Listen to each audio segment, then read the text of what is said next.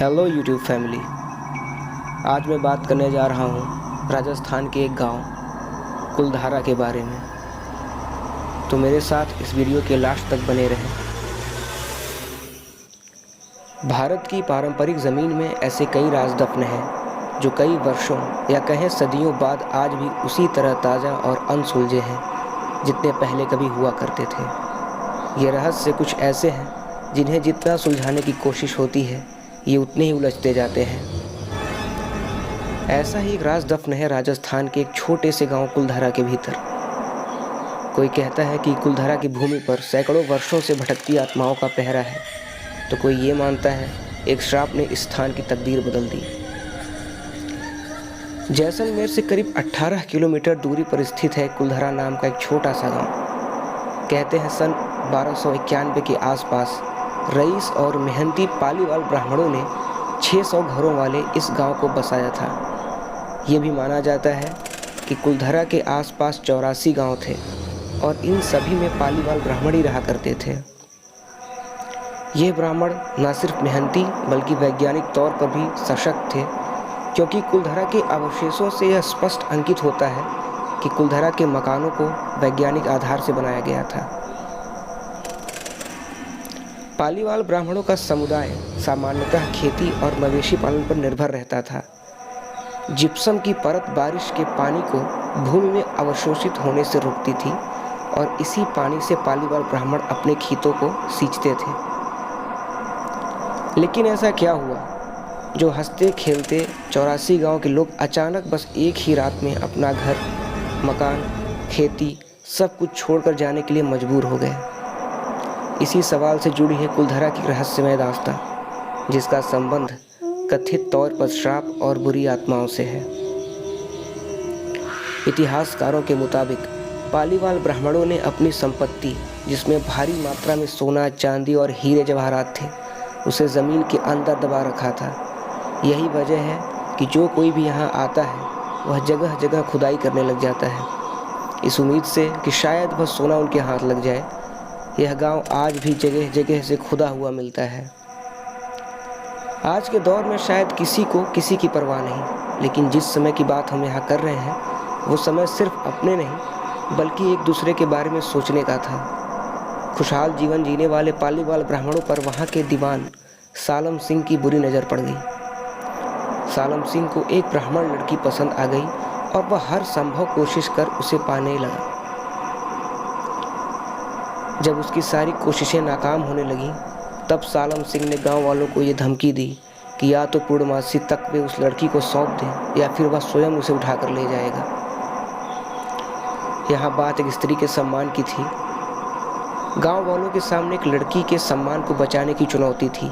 वह चाहते तो एक लड़की की आहुति देकर अपना घर बचाकर रख सकते थे, लेकिन उन्होंने दूसरा रास्ता चुना। एक रात 84 गांव के सभी ब्राह्मणों ने बैठकर एक निर्णय लिया कि वे रातों रात इस गांव को खाली कर देंगे, लेकिन उस लड़की को कुछ होने नहीं देंगे। बस एक ही रात में कुलधारा समेत आसपास के सभी गांव खाली हो गए। जाते जाते वे लोग इस गांव को श्राप दे गए कि इस स्थान पर कोई भी नहीं बच पाएगा, जो भी यहाँ आएगा वो बर्बाद हो जाएगा। कुलधारा की सुनसान और बंजर ज़मीन का पीछा हुआ श्राप आज तक कर रहा है। तभी तो जिसने भी उन मकानों में रहने या उस स्थान पर बसने की हिम्मत की वो बर्बाद हो गया। इस स्थान से जुड़ी एक और कहानी मौजूद है, जिसके अनुसार कुलधारा गांव को कुलधार ब्राह्मणों ने बसाया था, लेकिन यहाँ का राजा इतना क्रूर था कि वह अपनी जनता को जीने की आज़ादी तक नहीं देता और मनमाफिक तरीके से उनका शोषण करता रहता था। वह उन्हें मारता पीटता और अपने गुलामों की तरह रखता था। उसकी हरकतों से गाँव वाले बहुत परेशान थे।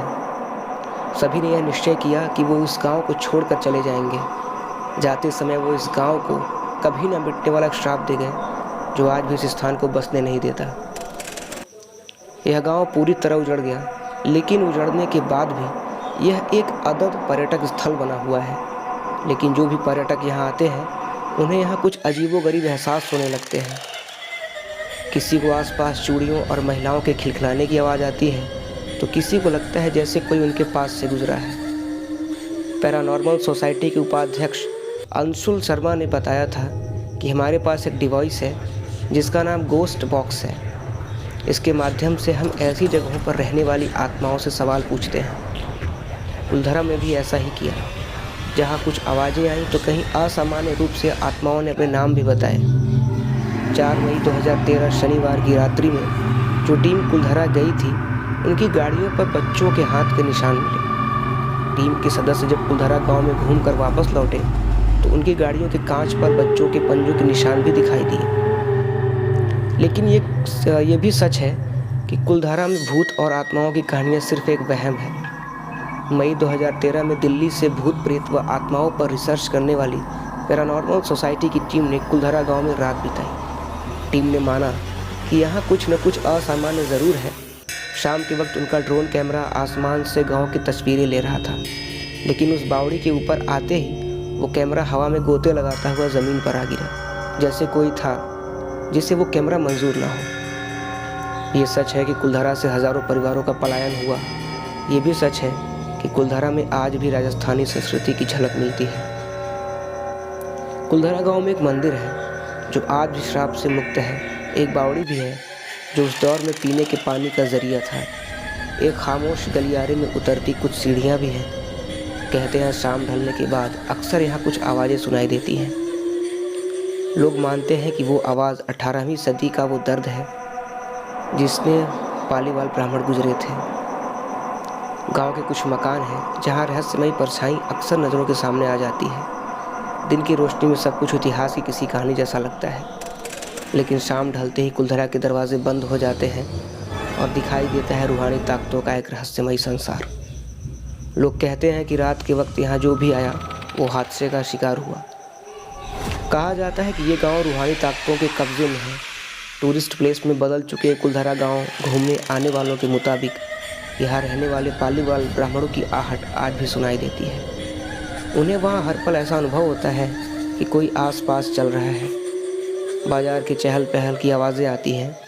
महिलाओं के बात करने, उनके चूड़ियों और पायलों की आवाज़ हमेशा ही आती रहती है। प्रशासन ने इस गांव की सरहद पर एक फाटक बनवा दिया गया है, जिसके पार दिन में तो सैलानी घूमने आते रहते हैं, लेकिन रात में इस फाटक को पार करने की हिम्मत कोई नहीं करता।